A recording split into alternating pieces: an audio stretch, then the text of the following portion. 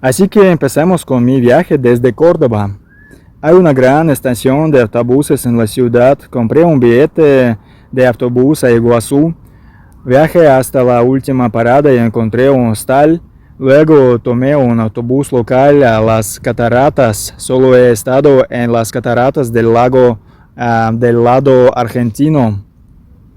Vean los cortos y el video Córdoba-Iguazú.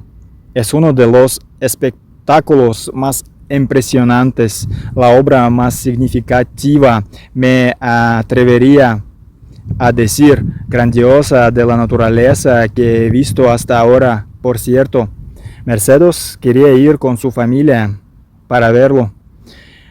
Recuerdo un momento en las cataratas, había una mujer con su hija rusas y nos conocimos, caminamos juntas hasta ahí y por la noche tomamos vino en una cafetería en la azotea, muy agradable, un momento inolvidable. Como estaba investigando otras opciones, tenía curiosidad por Paraguay. Las cataratas son el lugar perfecto, el punto de encuentro de tres países, Argentina, Paraguay y Brasil. Después de las cataratas fui a Paraguay. Primero crucé la frontera entre Argentina y Paraguay. El cruce fue bastante rápido. Pasamos por una especie de kiosco, nos tomamos fotos, mostramos nuestros documentos y volvimos a subir al mismo autobús. Llegamos a la estación de autobuses de Paraguay donde compré un boleto a Asunción. Aquel viaje me parecía una eternidad, aún lo recuerdo perfectamente. Era tarde, sobre las 10 de la noche. 10 de la noche cuando llegamos a la estación de buses de la capital de Paraguay, donde dormiría. Tomé mi maleta y me dirigí al hotel que enfrente. Un hombre me atendió y me dijo, hay una habitación barata ahí, pero está infestada de chinches. ¡Qué horror! Descarté esa idea y decidí probar otro hotel. Finalmente encontré uno adecuado. El aspecto del hotel y de mi habitación era una réplica exacta de un edificio barato de la India. Por ejemplo, en la India hay edificios muy buenos y otros muy malos, pero este tenía un interior con azulejos de estilo soviético, etc. Me quedé ahí un par de noches y di una vuelta por la ciudad. Luego tomé un taxi a un hostal en pleno centro, cerca del Palacio Presidencial de Paraguay. Hay una foto en Facebook. Me gustó ese hotel. En general me gustan los hoteles así, donde no estás solo, donde puedes charlar con otros huéspedes y prepararte té y comida. A diferencia de las habitaciones donde estás solo, pero no tienes servidor ni fogones y estás solo tú. Por cierto, la taxista que me llevó era una chica. Nos pusimos a charlar y me aconsejó que no caminara solo por la noche. Podrían robarme y que no confiara demasiado en los lugareños. Podrían ganarse tu confianza y luego robarte de nuevo. Fui a la oficina de inmigración y presenté mis documentos. Me indicaron lo que necesitaba: pagar una tasa de $500 y obtener algunos papeles en la embajada rusa. Hablaban de un permiso de residencia temporal, aunque no estoy seguro. Sin embargo, después de una semana ahí me di cuenta que Paraguay no era exactamente lo que necesitaba. Me recuerda a la India, pero sin el océano. Es imposible. Y en verano la temperatura sube a 40 grados. La gente habla un dialecto guaraní. Su Y o Y suena como una letra como E.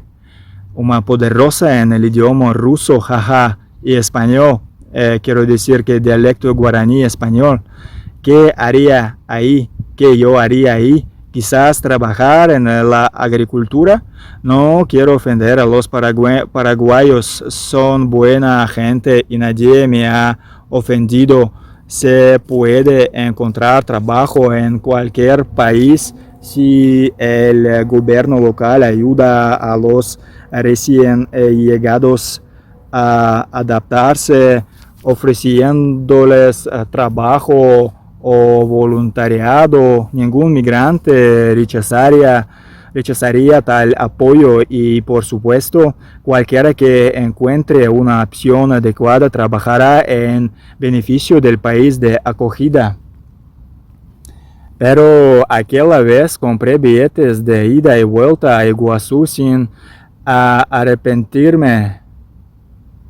Luego vino la aduana brasileña, un sello rápido, ya que el taxista sabía cómo pasarla rápidamente. Una noche en el lado brasileño, no había billetes disponibles para Floripa de inmediato. Viajó en un enorme autobús brasileño de 4 ejes. Foto del autobús en Facebook de la compañía Catarinés del estado de Santa Catarina. Chicos, las vistas son increíbles. Esas colinas que cambian constantemente y montañas onduladas. Hubo un control de aduanas, sería una vez entre los estados. Había gente con ametralladoras en la carretera.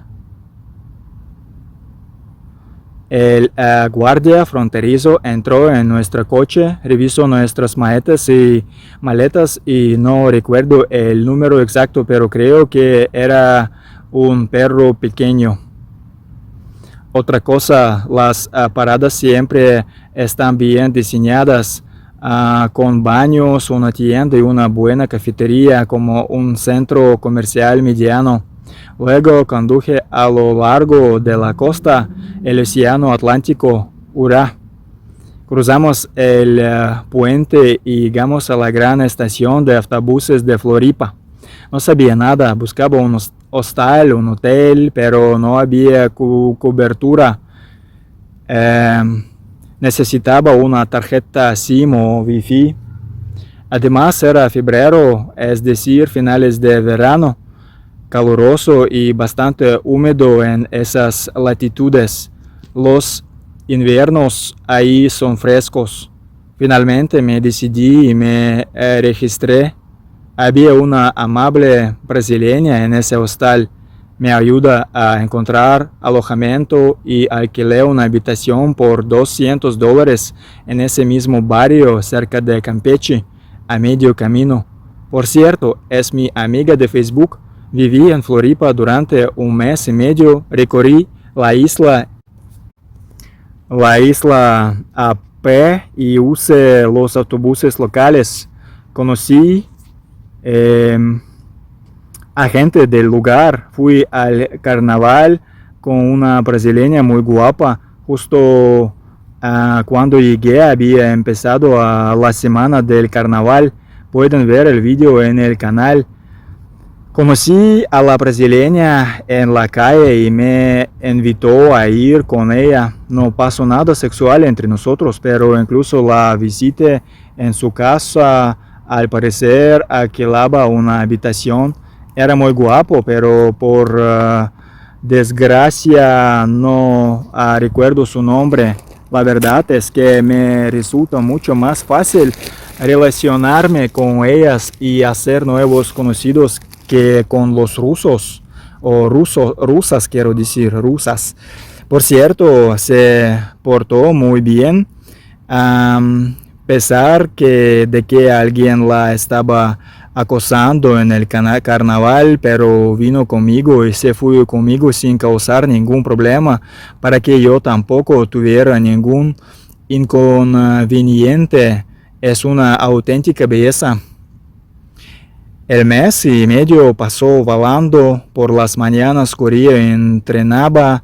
A mediodía, con el calor, buscaba trabajo. Envié mi currículum a todas las empresas interesantes de manufactura y del sector alimentario, hoteles, restaurantes, cafeterías. Un día un hombre que hablaba ruso me escribió: alguien a quien le había enviado mi currículum se lo había enviado a él. Le respondí, me dijo, no sé si era sincero o no, tal vez lo hizo a propósito, que Brasil es un país difícil para los inmigrantes ahora, mientras que cuando él llegó ahí en los 90 era más fácil. Es difícil quedarse legalmente. Necesitas saber el idioma. Aunque era médico y tenía una licencia desde hacía tiempo, algo relacionado con la ingeniería, no me ofrecía un trabajo como ingeniero, diciendo, necesitas una licencia. En aquel momento me ayuda a aclarar un poco las ideas. Poco a poco, en el transcurso de una semana, decidí ir al norte, a México, y luego ya veremos. Compré boletos de autobús en la estación de autobuses con la misma compañía, un viaje al Río de Janeiro, parando de 1 a 3 noches en diferentes ciudades según mis preferencias. Estas ciudades fueron ver el vídeo en el canal Balneario, Curitiba, Sao Paulo y Río de Janeiro. También tuve algunas dificultades para averiguar cómo llegar a México. No dejan entrar a los rusos de inmediato. Y un fuerte deseo de ver Centroamérica en el camino. En ese momento no quería volar. Ahora al contrario sí, a Colombia y Venezuela, donde las chicas caminan en topless por las playas. Consideraba que estos países eran peligrosos. Fue después del centro de detención estadounidense, donde había muchos venezolanos y colombianos, que surgió este deseo. Desde Brasil hice escala en Bogotá para ir de Río a Panamá, pero me resfrié después de pasar la noche en un aeropuerto frío en Río y no tenía ganas de andar por Bogotá con la nariz congestionada, y en Ciudad de Panamá andaba como un zombie. Fue toda una odisea comprar boletos para Panamá, sobre todo porque no aceptaban tarjetas, y el gerente de la agencia de viajes tenía miedo de venderle boletos a un desconocido ruso, probablemente por miedo a que le hicieran preguntas de otro país. Así que allá vamos. Me gusta mucho Balneario.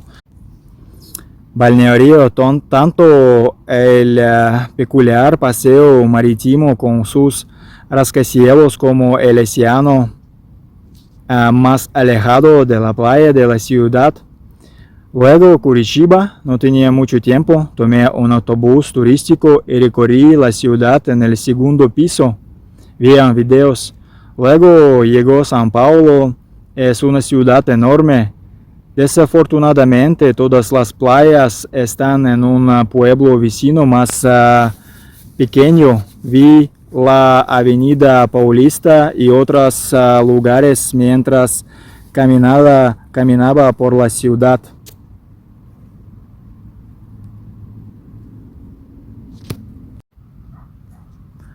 Al acercarme a Río pensé que había llegado a una favela o algo parecido a un barrio marginal.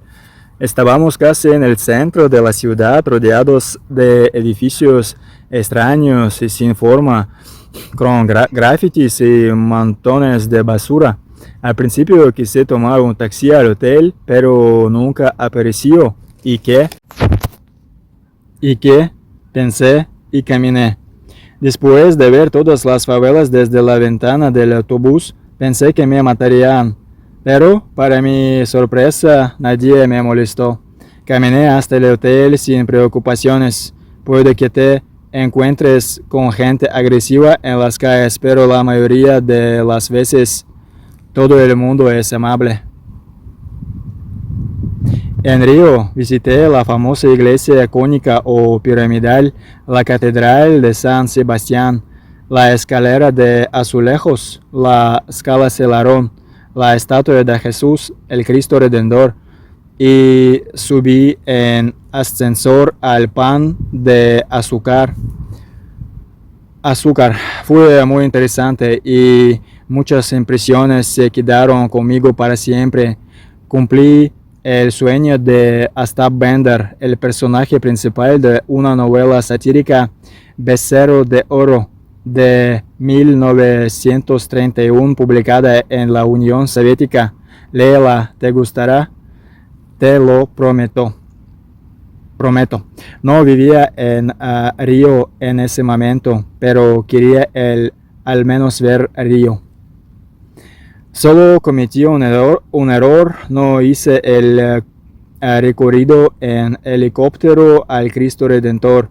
Pensé que podría ver la Estatua de la Libertad desde un helicóptero.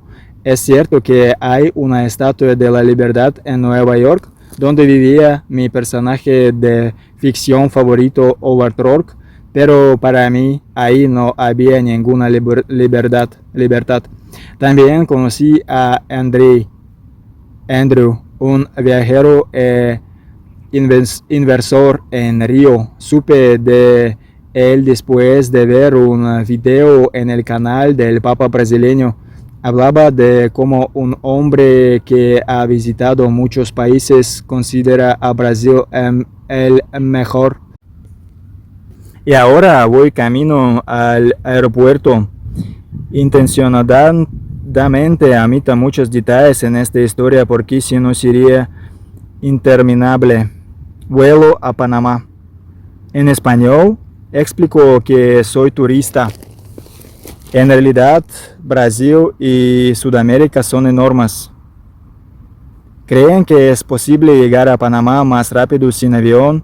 Había gente en el centro de detención estadounidense que había tomado esa ruta, caminando por la selva panameña para cruzar la frontera. Luego, vean también el video viaje en autobús por Centroamérica, haciendo paradas en cada país durante algunas noches. Primero llegué a Costa Rica, le escribí una carta a un ruso ahí, pero no me recibieron.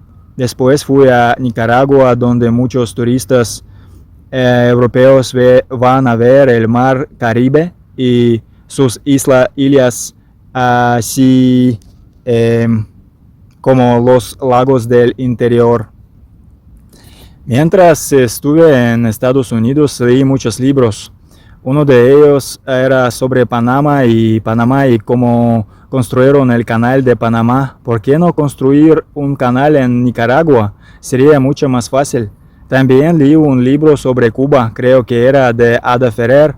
Qué país tan maravilloso, gracias a su ubicación geográfica, permitió a los españoles, aprovechando las corrientes marinas, exportar objetos de valor a Europa, pero mi historia no trata sobre Cuba, quizás algún día. Luego hice escala en Honduras, El Salvador y Guatemala. Pasé 3 noches ahí y descubrí que el banco local no atiende a ciudadanos rusos, es decir, es imposible cambiar dinero en un banco oficial en Guatemala, solo a través de casas de cambio privadas. Luego, la frontera con México es por tierra. Ya había solicitado una visa electrónica para México estando aún en Brasil, pero no me dejaban entrar, seguían negándome la entrada, asumiendo que la visa era solo para viajar en avión. Luego está la historia con el cartel guatemalteco y los ayudantes locales que me quitaron el dinero diciendo que me ayudarían a cruzar la frontera. Todo fue una mentira. Otro autobús, esta vez a San Salvador. En ese autobús a El Salvador me tranquilicé cuando una mujer guatemalteca se sentó a mi lado. Una chica hermosa, su teléfono no tenía batería. Imagínense, yo estaba conduciendo de regreso completamente destrozado y molesto. El autobús estaba casi lleno y la que subía a mi lado no era un viejo sudoroso, sino una chica hermosa. Trabajaba en una discoteca ayudando a su familia. Empezamos a hablar. Las luces del auto ya estaban apagadas para entonces y simplemente nos sentamos y nos abrazamos. Así es como las mujeres me salvan, así es como me doy cuenta de que la vida no se acaba, continúa. Es como la ayuda de una aliada, como una bocanada de aire fresco, una tarde calurosa como un sorbo de agua fresca después de un entrenamiento agotador. Pasé 2 meses en El Salvador, fui a Santa Ana durante una semana. Vean las fotos en Facebook y el video en YouTube. La primera vez que fui al norte, tuve una hora en la capital de El Salvador. Luego logré detenerme en la tienda más cercana y para mi sorpresa me di cuenta de que ahí se podía comprar todo con dólares. Hace unos años este pequeño país en Centroamérica era una de las regiones más peligrosas. En todas partes los miembros de los carteles podían robar y extorsionar y simplemente dispararte o forzarte a dispararle a un transeúnte cualquiera. El nuevo presidente construyó la prisión más grande de la región. Detuvo a todos los gángsteres que no habían huido del país ni habían sido abatidos por el ejército y la policía. Incluso yo, en el bando estadounidense, quiero decir en lugar de detención, yo temía que el presidente Trump me enviara a esa prisión como hizo con venezolanos y delincuentes comunes que colaboraban con los carteles. En aquel entonces en El Salvador pensaba mucho en qué hacer a continuación. Trabajaba en YouTube y SolidWorks. Buscaba oportunidades de trabajo remoto en varias plataformas como Upwork y Fiverr. También intentaba encontrar maneras de retirar dinero de mis tarjetas. Más precisamente diría que mi objetivo era, si conseguía un buen trabajo remoto, retirar dinero de una plataforma de intercambio de tarjetas. Desafortunadamente perdí la oportunidad en Argentina, no obtuve una tarjeta bancaria local y solo entonces me di cuenta de mi error. Tenía tarjetas indias, pero solo funcionaban dentro del país y ni siquiera permitían transferencias internacionales. Los turistas no pueden obtener una tarjeta en Brasil. Así que me di cuenta de que Centroamérica es una región más difícil para vivir con un pasaporte ruso. Hay mucha influencia estadounidense y por supuesto hay sanciones, aunque todos entienden que estas sanciones no van dirigidas al gobierno ruso sino a la gente común. A menudo personas sin poder de decisión, víctimas de la política. 2 meses después, tras descansar, recuperar fuerzas y conocer el nuevo país, compré billetes para México. Por cierto, cuando digo compré billetes, no me equivoco con la cantidad. Hay que comprar no solo un billete para entrar en el país que se visita, sino también para salir. A menudo da igual a dónde, siempre que tengas uno para ir a cualquier otro país. Hice lo mismo al volar a la India. Tenía un billete a Nepal por 12 miles rublos. Al volar a Argentina, un billete a Uruguay o Chile, no recuerdo bien. A llegar a Panamá tenía un billete a Guatemala. Curiosamente era más barato volar a Guatemala que a Costa Rica. En resumen, siempre hay que gastar dinero, más dinero. De vuelta en El Salvador estuve en la costa del Pacífico y sí, nadé ahí, escalé volcanes y en general viví ahí como cualquier persona, probando cosas nuevas. Finalmente México, soy fan de México, más precisamente al principio era fan de Carlos Castaneda y Don Juan y luego me convertí en un gran fan del desierto de Sonora, donde fueron juntos en busca de la fuerza. Bajé del avión sin problemas, luego alquilé un hostal cerca del Parque Alameda. Conocí el nombre por los libros de Castaneda. Fue bastante extraño ser la última en subir al avión en El Salvador, pero eso no importa. Luego surgió un problema. En 2 meses en El Salvador no había ido al dentista y ahora me daba cuenta de que podría terminar en Estados Unidos, donde el tratamiento sería caro, y en un campo de trabajo durante mucho tiempo. Así es como resuelvo los problemas sobre la marcha. Si tienes una pregunta, tienes una solución. Alguien en un grupo de Telegram me dio la dirección de una buena clínica.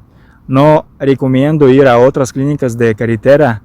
Te costará más, me refiero a la calidad. Si necesitas medicamentos o una inyección, las farmacias regulares en México son excelentes, incluso tienen médico. Al final conseguí lo que necesitaba y gracias a Stephanie viví ahí 2 semanas en la capital. Visité las iglesias cerca de la Catedral de Guadalupe, el Zócalo, el Palacio en el Parque de Chapultepec y el Museo de Historia de México. Fue muy instructivo, claro. Esto no es el desierto de Sonora ni una búsqueda de la fuerza, pero quizás aún haya tiempo para ir a viajar por el país, no solo pasear por la ciudad. ¿Cómo llegué a Estados Unidos? Te preguntarás. Me hospedé en un hotel cerca del Parque Alameda. A la mañana siguiente oí hablar ruso. Un hombre hablaba por teléfono y dijo: ven, te llevo al otro lado de la frontera. ¡Wow! Pensé y dejé de pensar en nada más. Entonces me acerqué y le pregunté si era cierto. Sí. $1,000 a precios actuales, eso era un precio barato. Era finales de mayo, en pocos días el presidente Biden cerraría la frontera el 4 de junio. Hablé con mi nuevo guía al respecto. Sí, no te preocupes, estas leyes se están aprobando, pero tardarán 6 meses en implementarse, etc. Tenía cierta lógica, pero en realidad fue este cierre de la frontera, esta decisión presidencial, lo que finalmente provocó mi deportación, porque la jueza ya sabía qué decir y no importaba lo que yo dijera. La ley ya estaba aprobada y reflejada en todos los documentos. Por cierto, en el juzgado me dijo que Después de Rusia podía comprarme otro billete y volar a Argentina, pero que de todas formas me deportarían a mi país de acogida, el país que me había dado el pasaporte. Pero yo no lo sabía entonces, el dinero ya estaba pagado, la decisión estaba tomada y no había vuelta atrás, había que no volvería a Rusia. Los registros akáshicos me habían dicho que eso no pasaría, que presuntuoso. Y solo al final de ese viaje a Estados Unidos se tomaron mi vida con calma. Me enviaron de vuelta al lugar donde la dejé en 2022 sin dejar rastro. Eso es el derecho marítimo, amigo mío. Ese es tu pasaporte. Te equipará con una cosa la propiedad de tu dueño en esa tierra. Eres solo una persona física, no un ser humano, no una persona viva, sino un replicante. Y esos jueces con togas negras de luto lo saben bien cuando te juzgan, o mejor dicho, a tu pasaporte. Mi guía y yo pensamos, si una persona está en peligro, los estadounidenses sin duda le prestarán ayuda. Por ejemplo, en México, como gringo pelirrojo, podría haber estado en peligro por culpa de los carteles. Por cierto, muchos en México fueron robados, despojados de sus pertenencias y esclavizados para pedir rescate.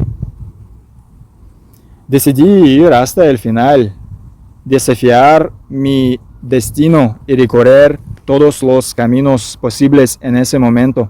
Como dijo Sócrates en la película El guerrero pacífico, como probablemente habría dicho Don Juan, sé sabio en tus decisiones y dispuesto a morir por tus acciones. La muerte es una transformación, no hay nada triste en ella. Lo triste es que la mayoría de la gente no vive realmente. Cuando tengas miedo, usa tu espada y destroza tu mente tanal. Todos los remordimientos y miedos viven en el pasado o en el futuro. Aunque consigas lo que quieres, sigues sufriendo porque no puedes conservarlo para siempre. No renuncias a tus sueños. Renuncias al control sobre lo que no puedes controlar. Deja de preocuparte por lo que no puedes controlar. La vida es un misterio. No pierdas el tiempo descubriéndolo. No pierdas el sentido del humor, especialmente sobre ti mismo. Es un regalo. Nada dura para siempre aquí. El cambio es constante. Compró un billete de avión a Tijuana. Qué palabra, incluso ahora entiendo lo que significa Tijuana. No es miedo lo que siento, es la conciencia de la vida y la muerte. Llegado ese mismo día, voy al aeropuerto, llegué a Tijuana. En Tijuana, a quienes no les caían bien al personal de control de pasaportes, los llevaban a una sala especial. Había gente de todas las nacionalidades. Al cabo de un rato empezaron a llamar a la gente. Mi pasaporte estaba lleno de visados de turista, pero eso no era el problema. Lo importante era que había pagado. Me pidieron que reservara un hotel, lo cual hice a través de Booking. Luego fui al coche que me esperaba. Era un tipo del cartel. Me subí al asiento trasero. Arrancamos. Estuvo dando vueltas por la ciudad, encontró un hotel, me registró, pagué. Yo pagué y me dijo que esperaba. Acababa de deshacerme la maleta y ni siquiera había tenido tiempo de ducharme cuando sonó el teléfono. Prepárate, un taxi te espera. Parecía una película de Jason Bourne. Me preparé de nuevo, salí del coche y me subí a un otro taxi. Fuimos al centro comercial, salí, pagué Pagué $10. Caminé un poco para comprar agua. Otra llamada. Un coche te llevará. Vale. Llegaron, subí y el hombre ya tenía mi foto. Éramos 5 en el coche. Íbamos conduciendo por una carretera rural. Paramos para comer. Estábamos esperando algo. Luego nos subimos y salimos disparados a 150 kilómetros por hora hacia algún sitio. Nos bajamos otra vez y resultó ser nuestro destino final, aún no Estados Unidos. Vayamos ahí, había otro coche y la gente se bajó y se dirigió en la dirección que nos habían indicado. Había un hombre del cartel ahí controlando a la gente. Me dijo, gringo, le respondí, ruso. Y todos se rieron. Luego pasamos un arroyo y nos sentamos bajo un árbol grande y frondoso. Debían ser las 2 de la tarde, entonces llegaron más grupos de gente, latinos, africanos, indios, chinos, caucásicos. Yo era el único pelirrojo. Es curioso que he viajado por tantos países para acabar aquí. Aquí todo es como en una casa de baños del mismo rango. Algunos iban a trabajar como los latinos, a quienes se les permitió entrar para conseguir empleo, y también había gente como yo, africanos, sudaneses, que habían huido de la guerra civil en su país. Esperamos.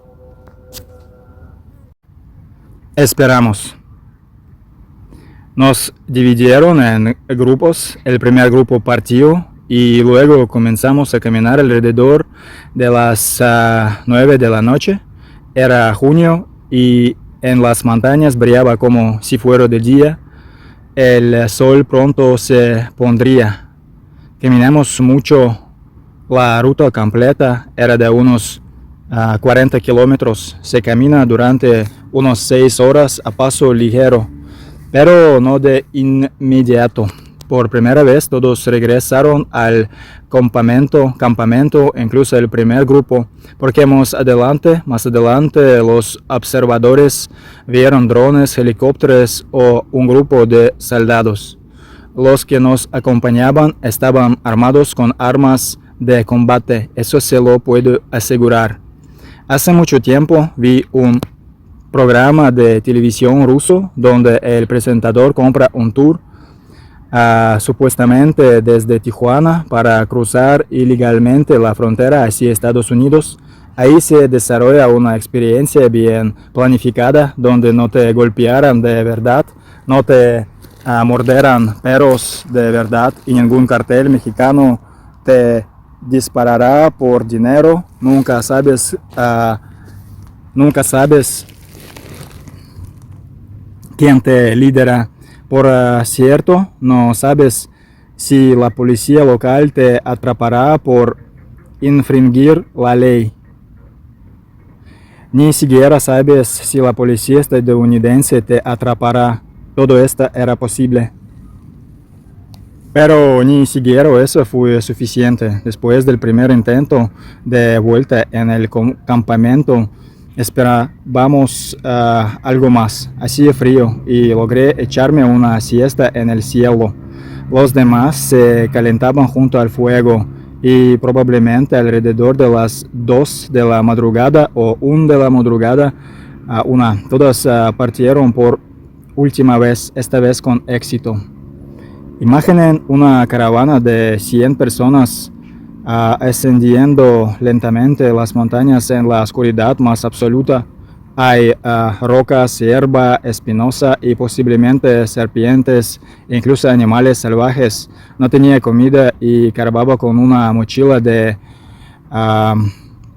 70 litros. Ahí estaba mi vieja laptop de 2018, en la que ahora escribo este texto con 10 dedos.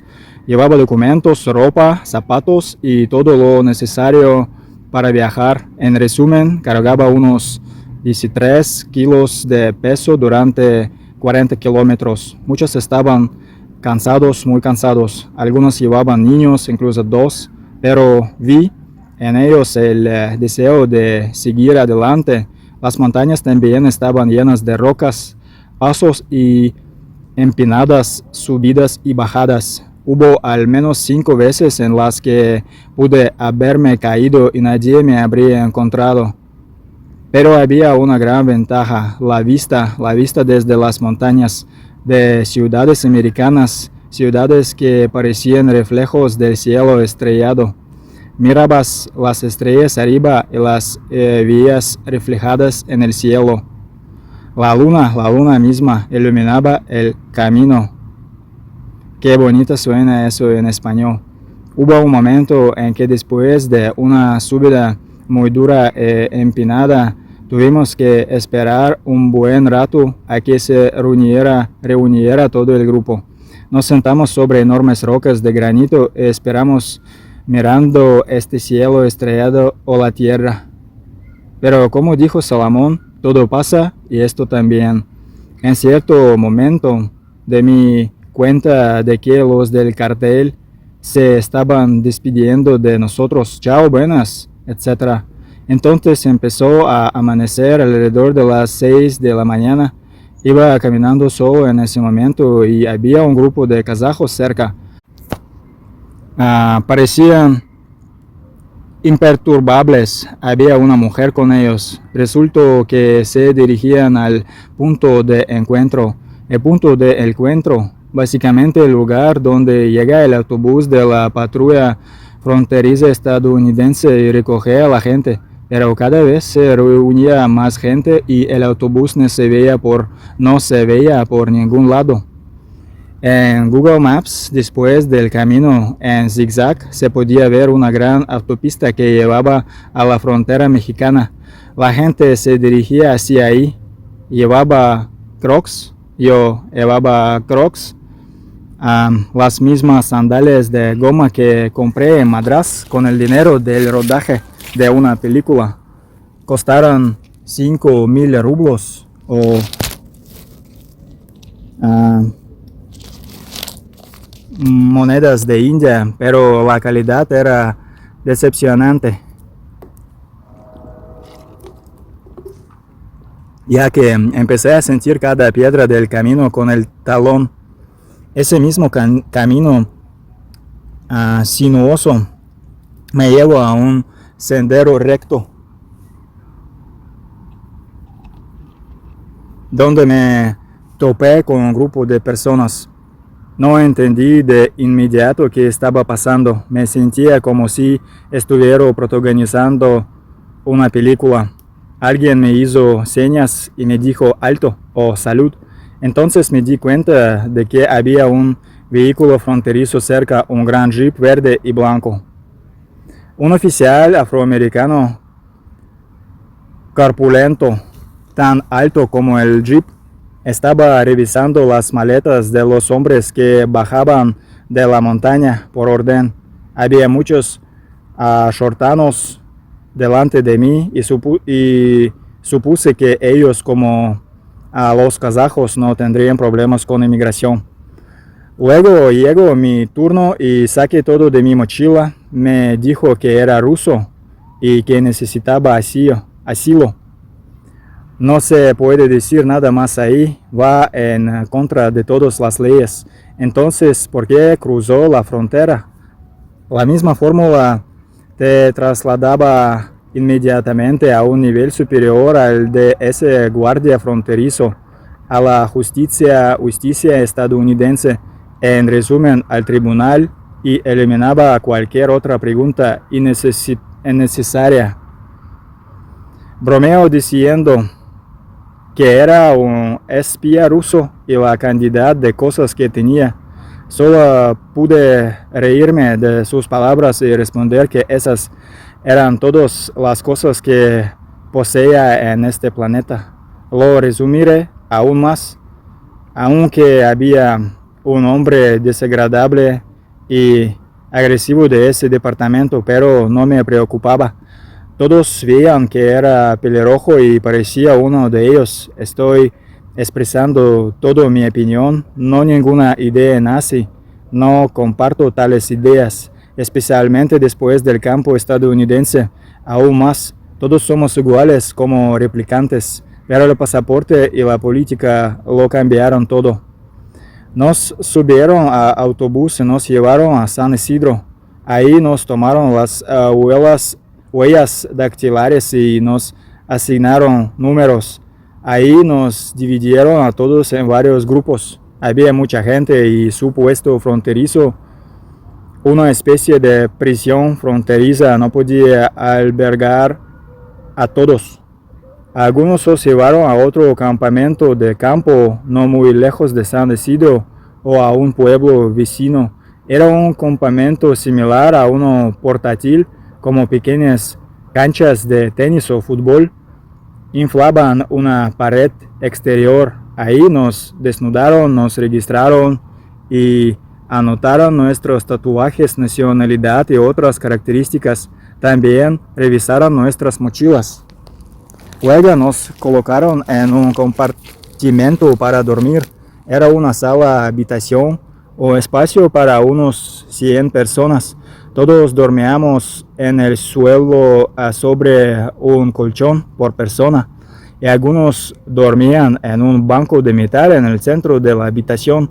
Nos dieron una manta térmica, se rompe fácilmente. Básicamente es una lámina de plástico o aluminio. Hacía frío en la habitación, pero debajo de la manta térmica, si te cubras la cabeza con ella, estaba húmeda pero caliente. Había baños separados, aunque sé que en San Isidro, por ejemplo, no había baños separados y tenías que hacer tus necesidades delante de decenas de personas. No había seguridad en la sala, tenía marcos de madera y ventanas de plástico, plexiglas, lo que significaba que se podía observar desde el pasillo. Por supuesto, había cámaras de vídeo. Una o dos veces al día nos llevaban al pasillo y nos ponían en fila. Durante esos momentos estaban limpiando, luego teníamos que buscar nuestro sitio de nuevo. La comida ahí era decente, 3 veces al día, incluso una manzana, varitas de granola y menudo un bocadillo de salchicha. No nos moríamos de hambre. Había quienes se rendían rápidamente y lloraban como algunos indios. Había quienes mostraban agresividad y las autoridades los identificaban rápidamente y se los llevaban y nunca más los volvía a ver. Había muchos georgianos, kirguises y kazajos, entonces kazajos a quienes liberaban rápidamente en la frontera sin juicio y los llevaban a la ciudad. Les dabas un patrocinador y te ibas con él. Tenía varias personas de nuestras repúblicas soviéticas, no había nadie de Rusia en esa sala, con quienes interactúe y a quienes apoya de forma humana. Prácticamente no había elementos criminales ahí y esto se evidencia de inmediato en la agresividad. Si perteneces a un cartel, quieres dominar, se nota enseguida. Mi momento había llegado un día, unos 6 días después, ahí se pierde la noción del tiempo, realmente pasa muy despacio. Me llamaron y me pidieron que firmara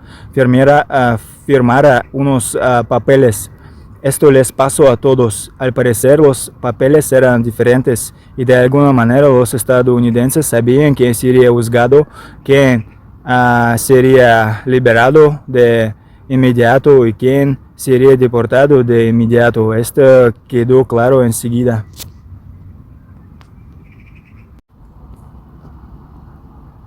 Unos días después me volvieron a llamar.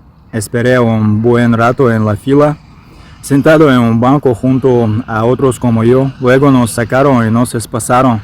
Por cierto, sí, de niño vi una película sobre cómo transportan a los prisioneros a los Estados Unidos.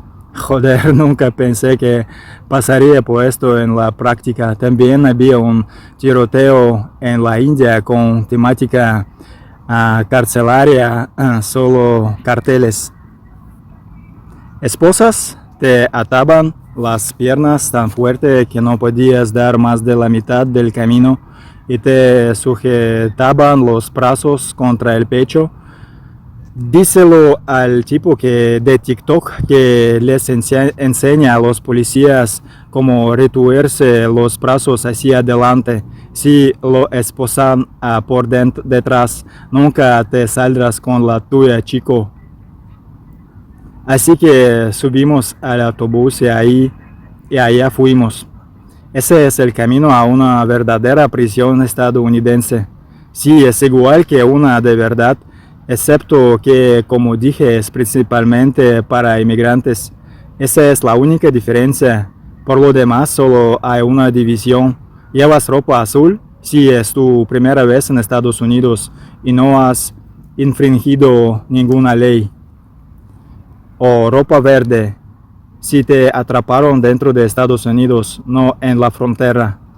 También puedes usar un uniforme naranja o uno rojo, el de los criminales más peligrosos, posiblemente reincidentes, agresores, etc. Todas estas categorías no se mezclan. Incluso cruzaste en el pasillo está prohibido. Este fue el primer edificio de prisión estadounidense de concreto que vi. ¿Qué tipo de cercas había? Estaba a punto de escribir que no recordaba el nombre, pero luego recordé Otay Mesa, como la palabra en español para mesa. Primero había una habitación para 10 personas y terminé con unos guatemaltecos. Caramba, acababa de pasar por Guatemala. Sí, en serio, eran buena gente. Bromearon un poco sobre que yo era de Rusia y sobre el jefe, y luego charlaron de cualquier cosa. Intenté mantener la conversación, no en vano aprendí español. Nos dieron comida y luego empezaron a torturarnos. Nos dejaron congelarnos en esa habitación toda la noche. Los conductos de ventilación expulsaban un frío helador. Incluso intenté dormir ahí, sentado en mis pantuflas. Otros también son sometidos al mismo trato. Es parte de la iniciación, pero muchos otros llaman a la puerta y la tortura seca. Mis compañeros guatemaltecos y yo fuimos modestos. Luego nos metieron en celdas de 4 personas, nos mezclaron de nuevo y nos separaron. En mi celda había un uzbeco, a quien también deportaron después. Se fue a trabajar para su hijo en Estados Unidos. Un guatemalteco y un mexicano, creo. Unos días después me trasladaron de la celda de 4 a una unidad más grande. Al parecer, después del primer examen médico hubo cuarentena. La unidad más grande ni siquiera tenía puertas en las celdas, habitaciones. Había suficientes retes, cubículos cerrados. Había buenos lavabos y una zona de juegos, ping-pong y mesas. Todo ahí era civilizado, recién pintado, sin lujos.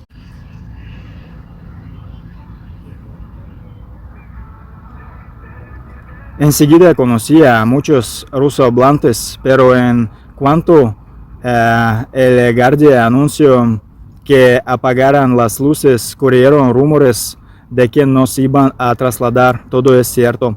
Nos llevan de noche a propósito para romper nuestra rutina, para agotar nuestra energía y nos preparamos para ir al otro estado. Te sacan, te dan ropa, te miden algo y lo rellenan. Por la mañana nos suben a un avión, primero en autobús, esposados. Y allá vamos, chicas, chicos, algunas chicas lloran. Sí, el dulce sueño de una América libre resulta ser nada menos que falta de libertad en un centro de detención estadounidense. Nos traen, nos sacan, nos registran de nuevo, nos suben a un autobús, ahora escalarado, y esto es Denver. Todos los centros de detención están divididos por su afiliación política. Este pertenecía a Biden, creo, pero nos juzgan con mucha más dureza y es mucho más difícil salir de ahí. Entonces uno de los guardias me preguntó, ¿de dónde eres con esa pelirroja? Soy de Rusia. Esta pregunta me perseguirá constantemente, pero no es a ti a quien juzgan. Y recuerda tu pasaporte. Una persona, incluso una mujer de servicio en este centro de detención, me dijo francamente que me parecía muchísimo a su hijo. Pero eso no importa, lo que importa es la ley. El 90% de personas te trata con normalidad, algunos incluso te comprenden, ya que muchos son ex inmigrantes, hasta me cayeron bien algunos. Te llevan a la celda de detención, otra larga espera. Te quitan tus cosas, te dan zapatillas, ropa interior, calcetines y camisetas nuevas, te dan de comer, te hacen rellenas formularios, te sacan fotos, pierdes la noción del tiempo y entonces me doy cuenta, ya está.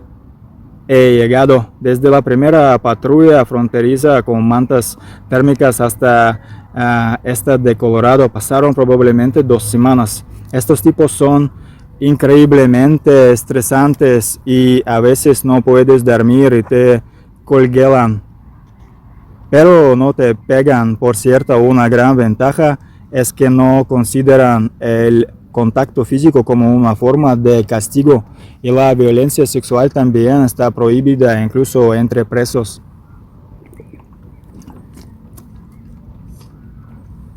Básicamente, en cuanto me metieron en mi celda, empecé a sentir dolor. Me dolía muchísimo la cabeza, no podía respirar. Me quedé ahí tumbado esa primera noche y el resto de noche, pensando que iba a morir y que más daba que nadie se acordaría. Solo espero que no me entierren, que me cremen y esparzan mis cenizas por el océano. Por cierto, estoy en contra de donar órganos cuando estoy completamente inconsciente. Que me cremen donde sea mi muerto, un poco fuera de tema. Ja, ja.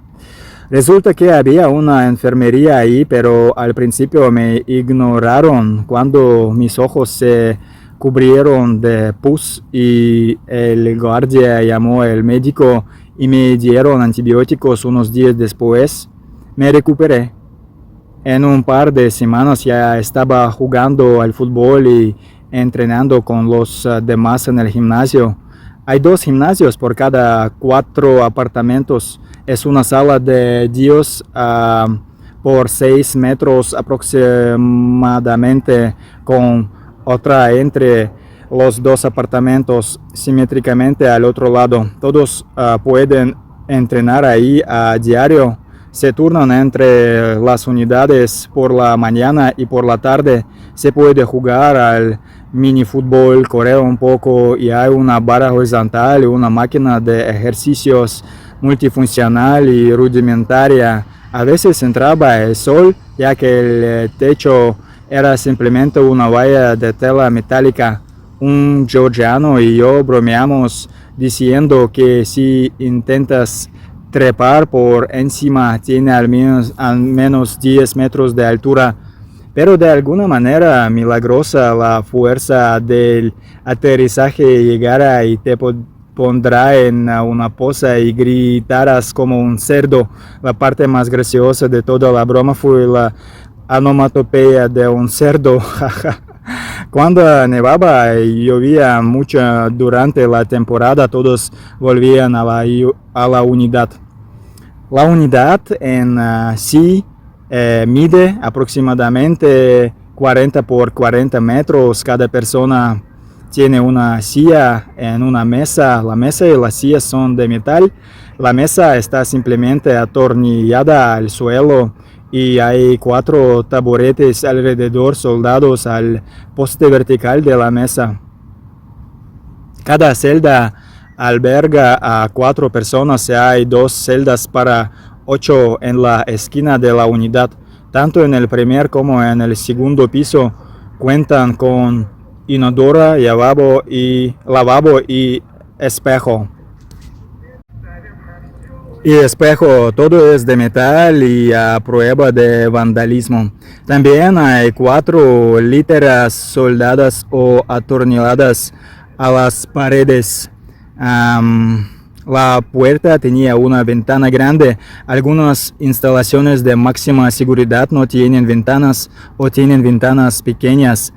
Pero aquí había cierta flexibilidad con los migrantes. Al fin y al cabo no son asesinos ni violadores. Jaja. A veces teníamos que mirar por esas mismas ventanas todo el día cuando nadie podía salir. Había inspecciones ocasionales en toda la instalación. A veces alguien cometía un error y todos eran castigados. A veces alguien escapaba.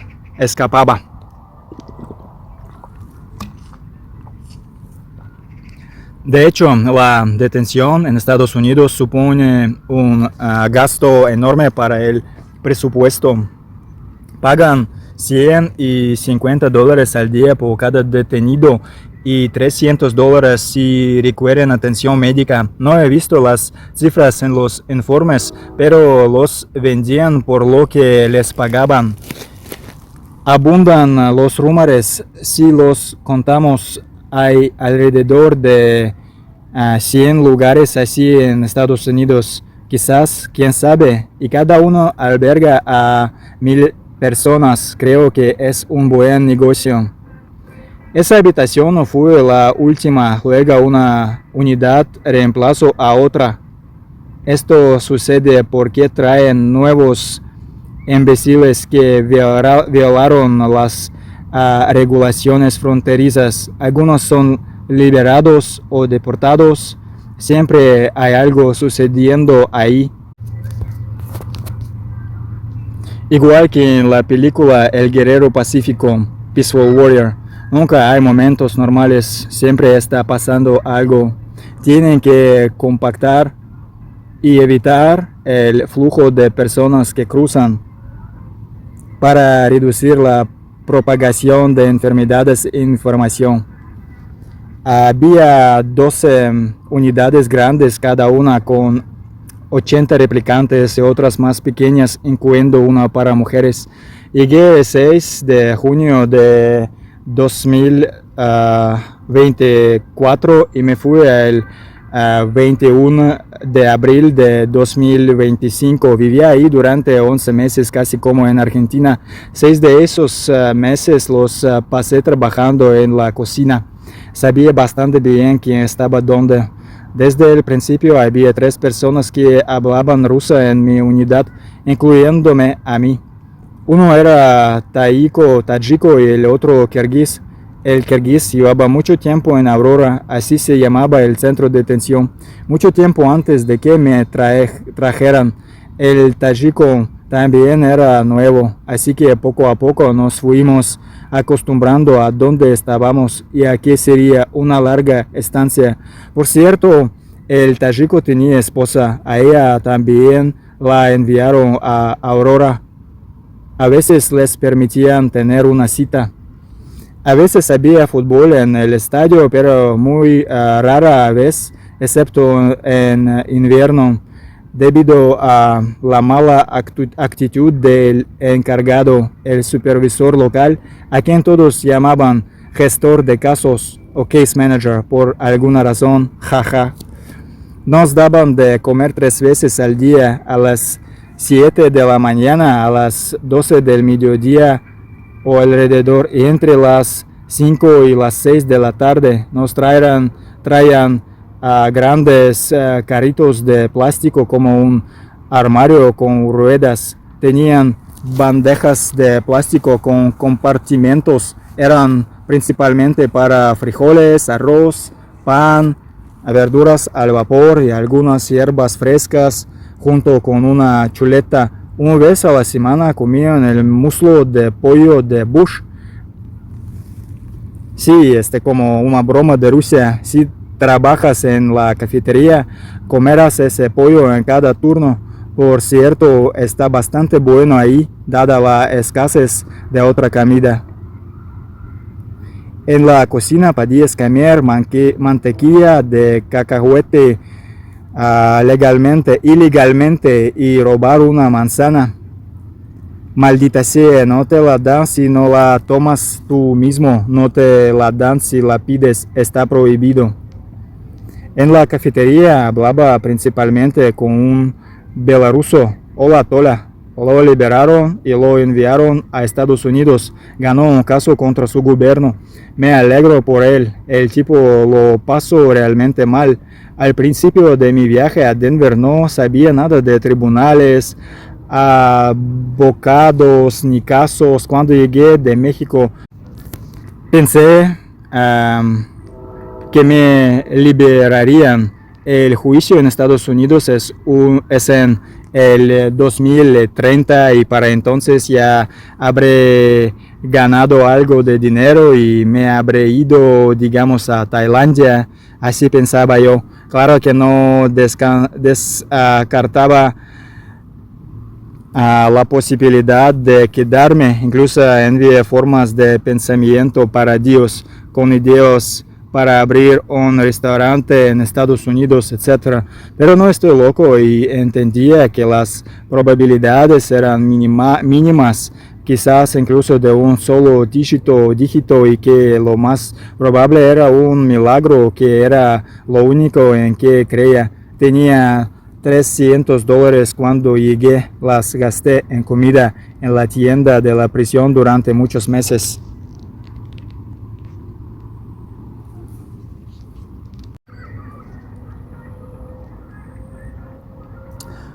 Así que al principio, cuando fui a la biblioteca local a pedir libros prestados, este belaruso me habló de esos mismos tribunales, abogados y casos. Conocí a este belaruso en esa biblioteca, me abría los ojos a la realidad de la detención.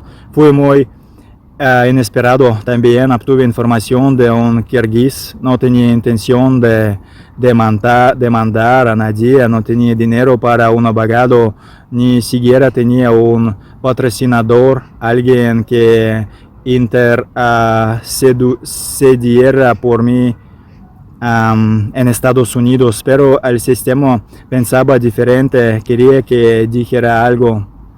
Tenía que hacer algo, y aunque vengas al juzgado y digas, me equivoqué, no quiero estar aquí, quiero irme a casa, y llores como una niña, o no, pero por resentimiento hacia todos y rabia hacia un imbécil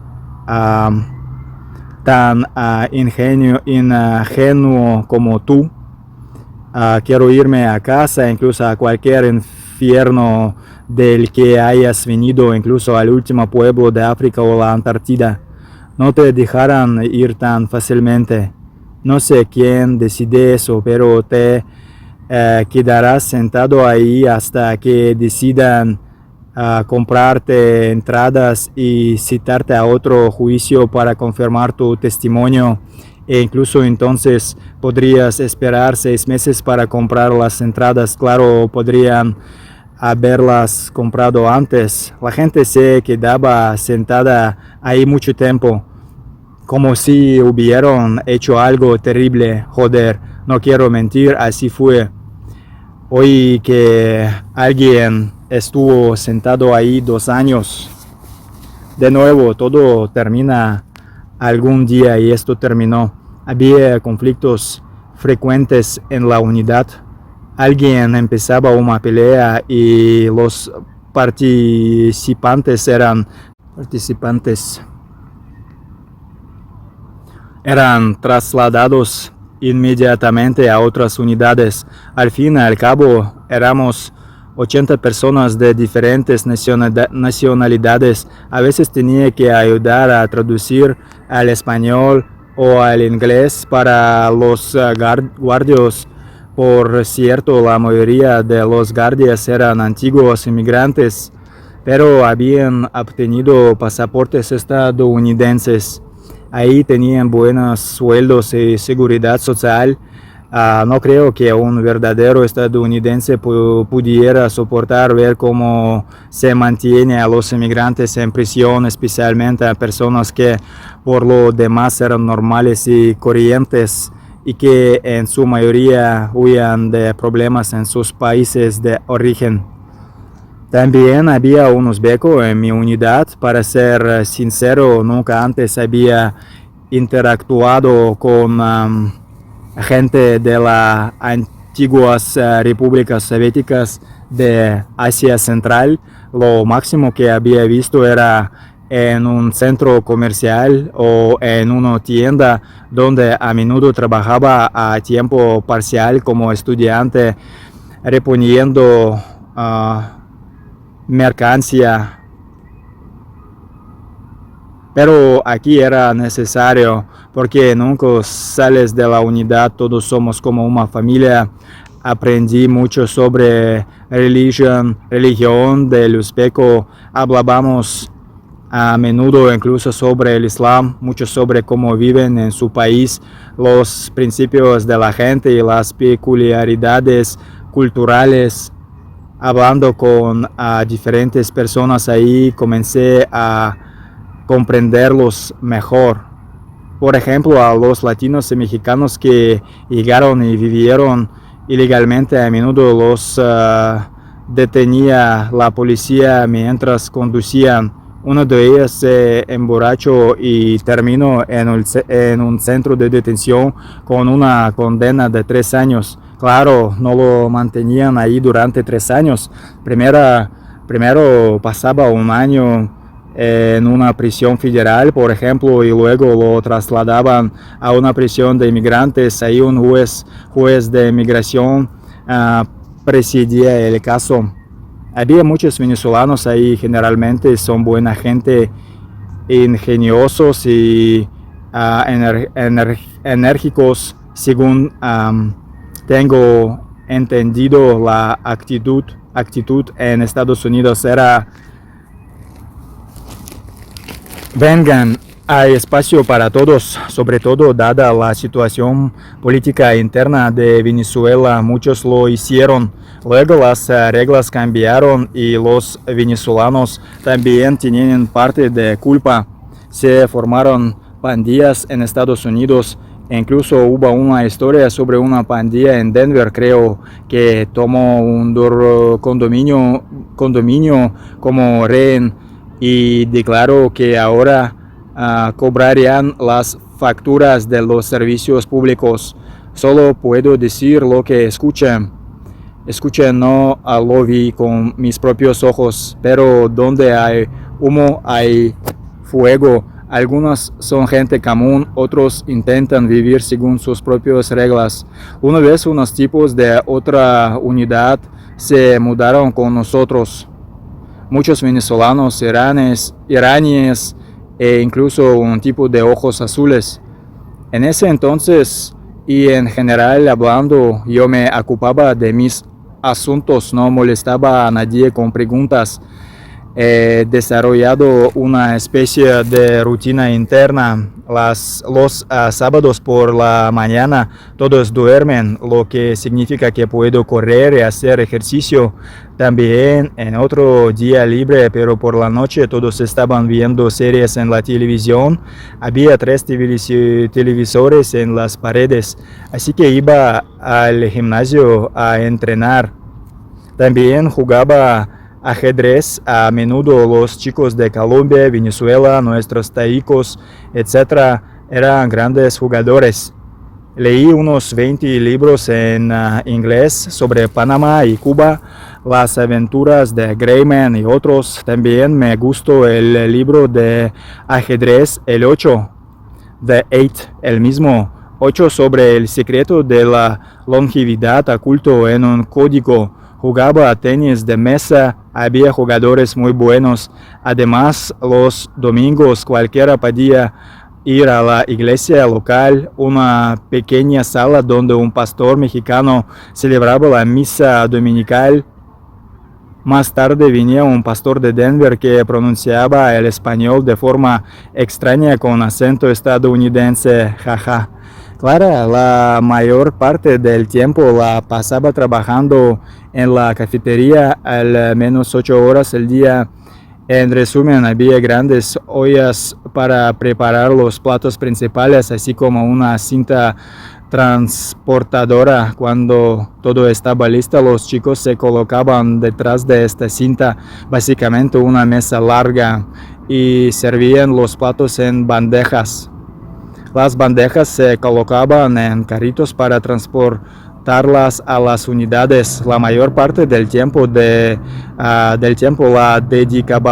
dedicábamos a llevar las bandejas después de las comidas.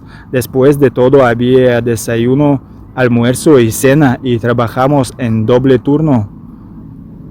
Resultó que era este chico con ojos azules rumano. Es extraño, ¿verdad? Rumania acaba de unirse a la Unión Europea y él solo necesitaba solicitar una visa.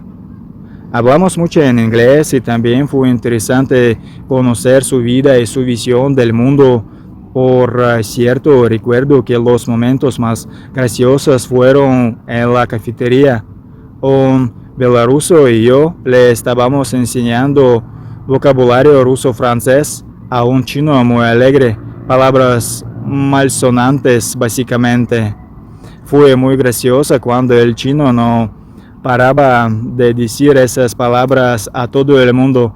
Chicas, a quien quiera que esté en China, y estoy seguro de que fue deportado este chico. No reaccionen de forma grosera con este chino, simplemente ríanse con él si les dice que se vayan al infierno, jaja. Siempre había muchos chinos trabajando en la cocina, suelen ser buenos trabajadores y además comen bastante bien, jaja. Una vez trajeron a nuestra unidad a un venezolano con pantalones cortos rojos como si fuera un criminal. De hecho, lo habían llevado a Estados Unidos y los agentes de inmigración pensaban que había hecho algo, pero estaba limpio. Los chicos son rápidos y a menudo enérgicos. Cualquiera pensaría que era un verdadero gángster. Y cuando nos sentábamos por la noche a charlar en español, claro, a menudo tenía que pedirle que repitiera, y en algunas provincias venezolanas el dialecto es tan marcado que no entenderías nada a menos que hayas vivido ahí. Manteniendo despiertos a un chino y georgiano contaba historias divertidas sobre su vida en Estados Unidos y cómo terminó ahí. Era interesante y divertido. Luego en primavera sacaron a todos los venezolanos del centro de detención y se los llevaron a algún sitio. Circulaban rumores de que los estaban preparando para la deportación, pero a través de una presión en Cuba o El Salvador como medida disuasoria, los retienen ahí un tiempo y luego los envían a casa, demostrando que las cosas podrían haber sido peores. No quiero convertir este video en una serie, hubo muchas otras cosas, algunas interesantes, otras no tanto, pero en resumen les conté sobre mi vida en Estados Unidos. Luego llegó el día de mi deportación. La noche anterior trajeron a mi habitación a un alemán de ascendencia turca. Esa mañana durante el desayuno me enteré de que eran dos. Después de salir de Estados Unidos para una fiesta en México, era Semana Santa. Al regresar, los detuvieron y los llevaron a Aurora, el servicio de inmigración y control de aduanas, ICE. Dijo que era un hotel y que solo estarían detenidos ahí un día. Al parecer su permiso de residencia había expirado. Ese alemán de ascendencia turca me aconsejó que titulará uno de mis vídeos sobre detenciones Hotel Colorado. Luego completé mi vuelta al mundo y me encontré de nuevo en Rusia vía China, en Moscú. Y considerando que no tengo nada en Rusia, decidí que sería más económica empezar donde nací, Ijevsk. Es una ciudad mediana en Rusia con una población de 600.000 habitantes. Es famosa en todo el mundo porque ahí vivió Kalashnikov y ahí se fabrica un fusil de asalto que lleva su nombre, pero ahí vive gente común y no guardan Kalashnikov en casa y mucho menos los llevan consigo. Incluso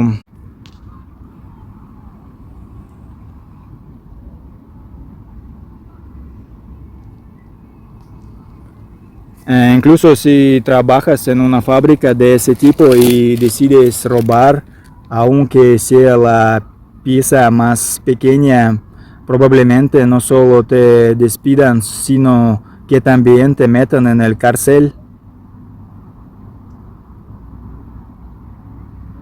De hecho, Ijevsk es la capital de la República de Udmurtia, es como un estado-nación dentro de otro. Rusia tiene muchos idiomas, repúblicas étnicas, por ejemplo, Tatarstán, Bashkortostán, Chechnya, Karelia, Yakutia, y ahí la gente habla no solo ruso, sino también el idioma nacional. Es un poco como la India, sus estados tienen diferentes idiomas, pero el idioma unificador es el inglés o el hindi, según como se mire. He recorrido un largo camino. Mi objeto era simplemente dar a conocer Ijevsk. En Ijevsk decidí trabajar en autobuses. Primero aprendí a conducirlos, luego obtuve mi licencia y me puse al volante de un bus de 12 metros. Este trabajo es duro, requiere mucha atención y consume todo el tiempo, porque autobuses es sencillo. Mientras estaba detenido en Estados Unidos ya había decidido que al salir me pondría al volante de un camión, de larga distancia. Habría hecho lo mismo en cualquier país. Como me deportaron inicialmente, quería formarme como camionero en Rusia y sigo queriendo, pero en ese momento era más fácil ponerme al volante de un autobús.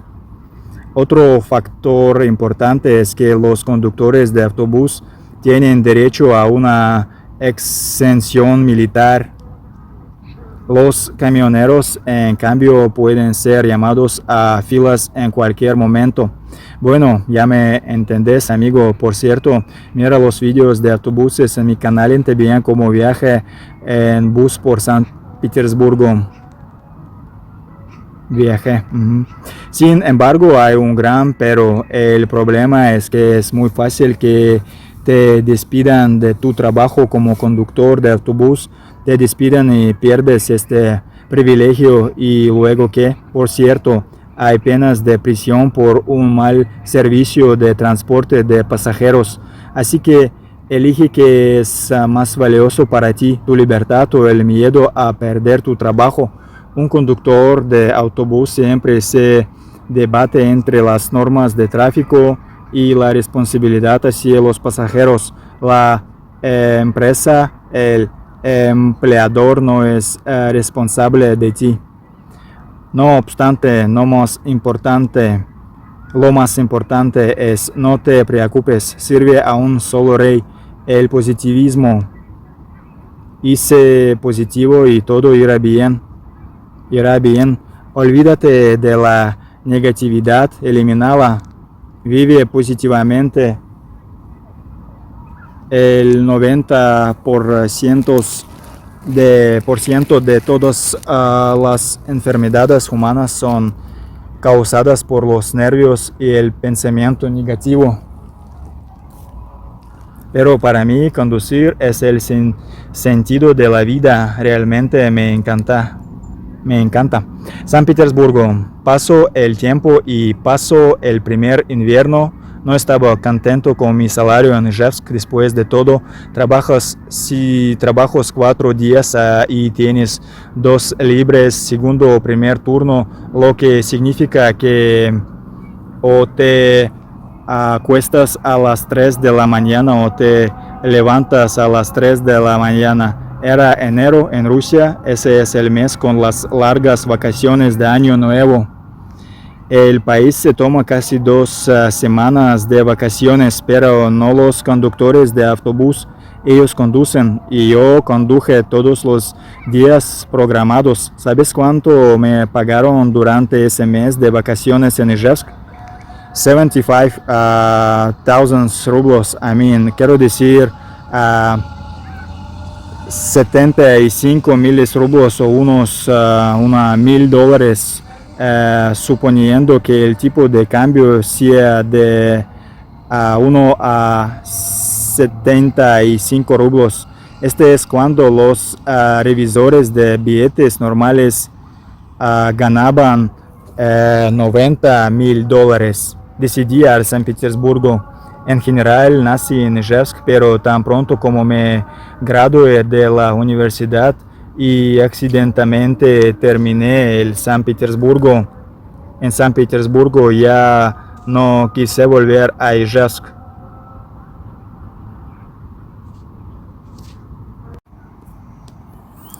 La tendencia a mudarme fue gradual y progresiva. Incluso volé de San Petersburgo a la India.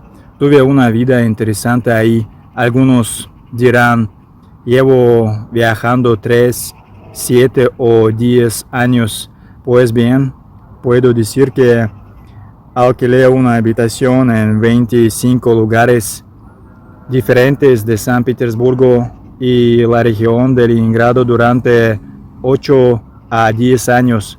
Viajaba constantemente a Ijevsk por negocios una vez al año y de regreso para trabajar. En ciertos momentos de mi vida, San Petersburgo me salvó. Fue entonces cuando empecé a estudiar y al escuchar a Carlos Castaneda, por consejo de un compañero de trabajo, un buen hombre. Ya sabes, la fuerza misma te da un maestro o una pista en el momento justo. A ir a una iglesia luterana y a hablar con un pastor cuya influencia sentí incluso desde la India, y solo después esa conexión se debilitó. Por cierto, mira el vídeo sobre el parque Diva Ostrov en la isla Krestovsky y mi viaje a Gachina en mi canal. Gachina es otra historia. Mi vida en San Petersburgo empezó en Gachina. Salí a trabajar ahí y ese parque era para mí simplemente un paseo o una cinta de correr. Hoy está cerrado y cobran entrada. También hay un video sobre mi viaje a Orenburg y luego a Kazajistán. Decidí ir ahí porque el motor de mi autobús de San Petersburgo se averió. Me tomé unas vacaciones y pensé qué hacer más adelante, pero me dejaron ir. Había estado preocupado por los problemas que tendría al salir de Rusia. Se habla mucho de la movilización general otra vez, pero yo tengo un objetivo diferente y vamos a ver qué va.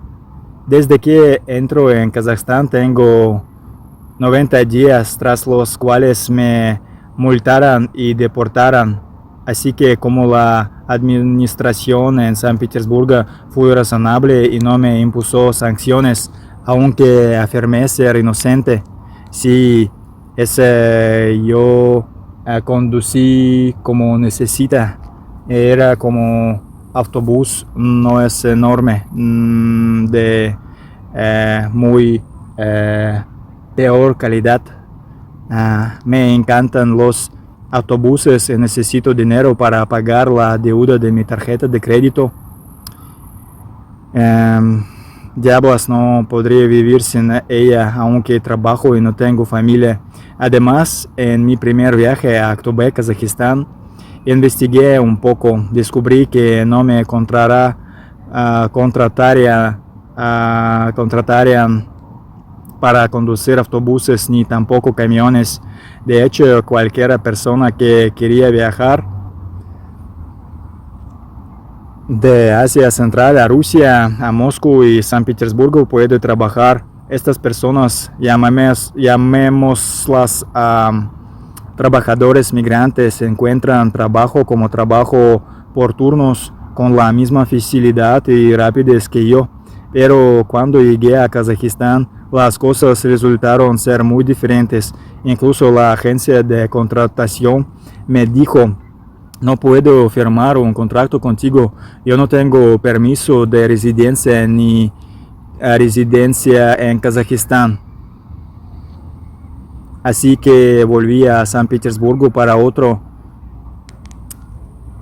1 o 2 meses de rotación. Me convenía conseguir un trabajo rotativo y pagan mejor ahí que si fueras local, aunque tengas que trabajar 24 días a un turno para un turno. El tiempo dirá que pasa después. Hoy es 3 de junio y sigo en un hostal en Orenburg. Mañana mi tren sale a las 7 de la tarde. Así son las cosas. Soy un engranaje en manos de los políticos.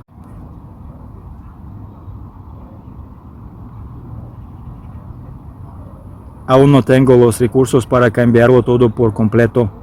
Lo han restringido todo con sus normas. Además, si regreso a Aktobe, tendré más tiempo para quedarme en Kazajistán hasta mediados de septiembre. Si algo sale mal, podría volar a India o Vietnam, trabajar. Precisamente porque todos vamos a morir, debemos actuar, no esperar. Así que por segunda vez vuelo a otro país sin nada en el bolsillo.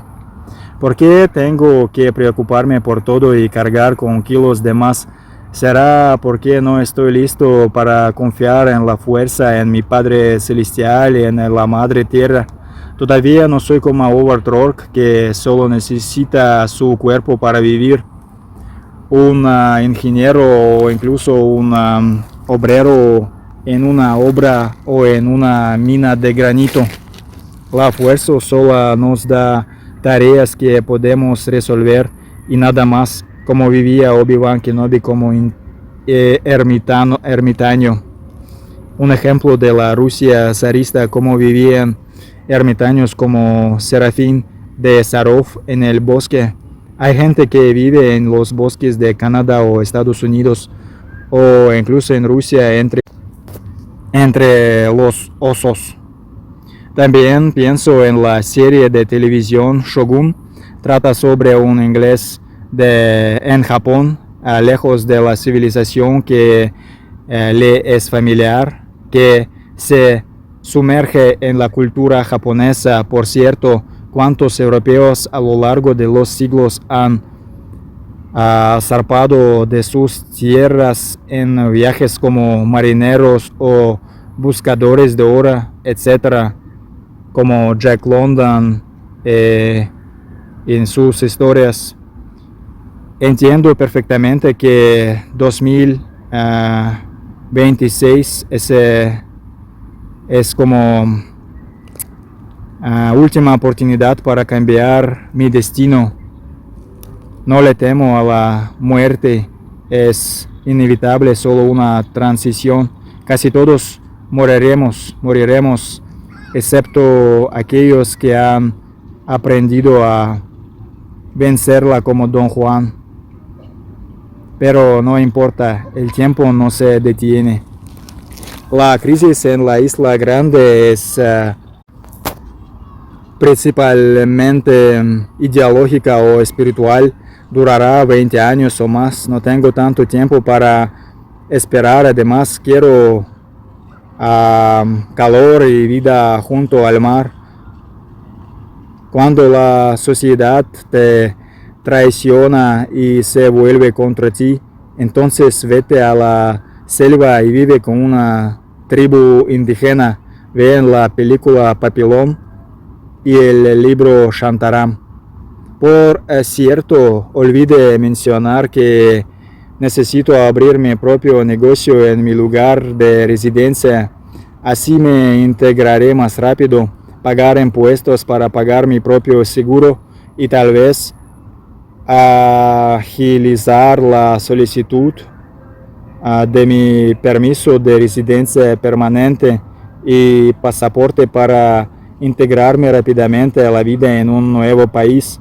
Ahora mismo no tengo una meta ambiciosa, solo quiero vivir libremente como yo quiera y tendré que trabajar donde quiera que vaya. El mundo necesita personas con objetivos claros que sepan lo que quieren y se mantengan firmes. Mis abuelas no dependían demasiado de otras personas y cultivaban la tierra ellos mismos. Cada una cosecha lo que siembra. Esto requiere disciplina, perseverancia y constancia, más importantes que el talento. En cuanto a la ingeniería, el trabajo intelectual siempre será valorado y después de la tercera guerra mundial llegará una nueva revolución industrial. La ingeniería es una gran afición para toda la vida. El trabajo manual también será valorado. Por ejemplo, un buen cocinero puede trabajar en un barco, en un restaurante de una hacienda o como chef personal.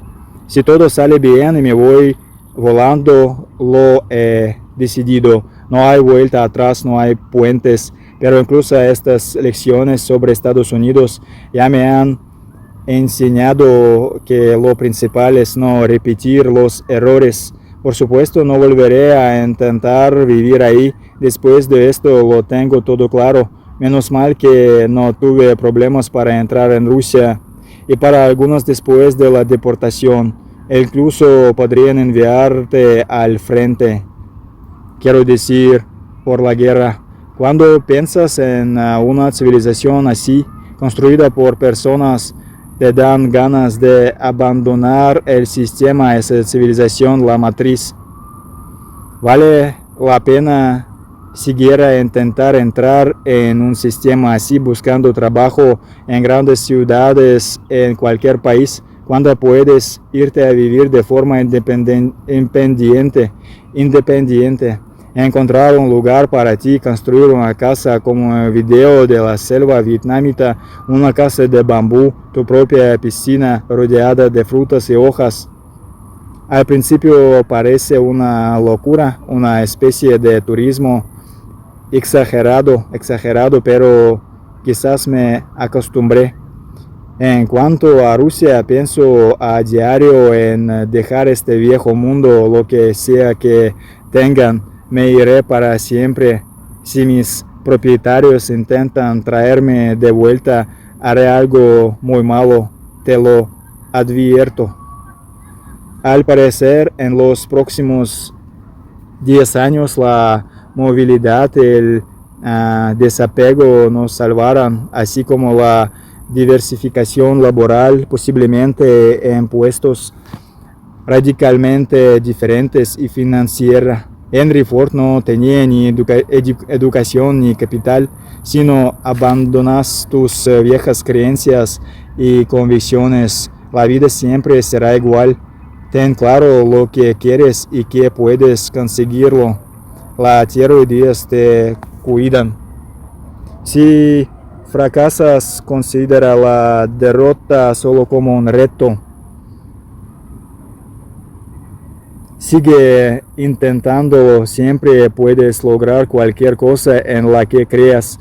Quiero vivir junto al mar, en mi propia casa, tengo una moto y un coche, tengo una familia, una esposa y 2 hijos, tengo mi propio hotel y restaurante y por las noches tengo un hobby, SolidWorks. Estoy listo para trabajar duro. Te agradezco, Señor, por lo que tengo. Expresa gratitud incluso antes de recibirlo y envía pensamientos que reflejen tus deseos al mundo. En efecto, lo único que controlas al 100% es tu pensamiento. Comparto mi éxito con los demás y les ayudo a alcanzar el suyo, dijo Napoleon Hill. También afirmo que el único límite es en tu mente. Crea el hábito de hacer más de lo habitual. Conviértete en indispensable en tu profesión. Sé proactivo, no reacciones, actúa. No postergues, no dejes para mañana lo que puedes hacer hoy. Es como un agricultor que siempre se arriesga, pero si siembra más, obtiene mejores resultados. A veces hay que hacer bien las cosas sin esperar recompensa. Este momento, un guerrero no renuncia a lo que ama. Encuentra amor en ello. No necesita la perfección ni la victoria. El contrario, la vulnerabilidad total es valencia. Valencia, ir donde da miedo. Por cierto, cómo se arriesgaban aquellos de los que Jack London escribía en sus historias canadienses. Mi favorita es la llamada de lo salvaje. Un guerrero actúa, un necio reacciona. No hay principio ni fin, solo acción. ¿Entiendes? Por eso es inútil preguntarme si me arrepiento de haberlo dejado todo y haberme ido volando la primera vez. He vivido más momentos en esos 3 años a solas que en todos los años anteriores. ¿Y cuántos más podría haber? Sigamos nuestro viaje, amigo. Viajamos más lejos. La vida es un viaje, no un destino. El viaje nos hace felices. ¿Dónde estás? Aquí. ¿Cuándo estás? Ahora. ¿Quiénes eres en este momento? Gracias a todos por ver el video. Que la fuerza os acompañe.